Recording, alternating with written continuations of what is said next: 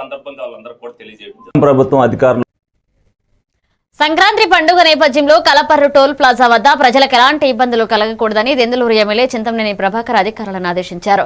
Toll వద్ద వాహనాలు 3 నిమిషాలకు పైగా నిలిచినా క్యూ లైన్ పరిమితి దాటినా వెంటనే టోల్ ఎత్తివేయాలని స్పష్టం చేశారు. టోల్ ప్లాజాను పరిశీలించిన ఆయన మూసి ఉన్న లైన్లను తెరిపించి ట్రాఫిక్ సాఫీగా సాగేందుకు చర్యలు చేపట్టాలని సూచించారు.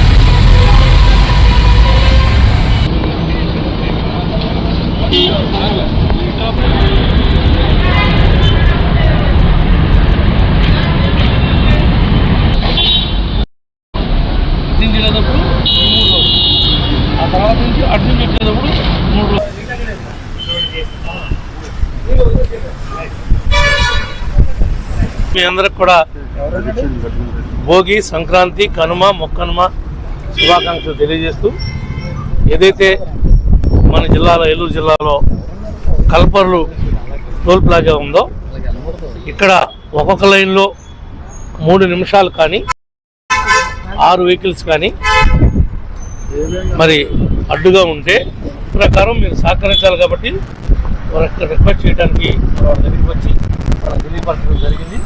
ఏ రకంగానూ కలపర్రు టోల్ గేట్లో ఇటు నుంచి వెళ్ళినా అటు నుంచి వచ్చినా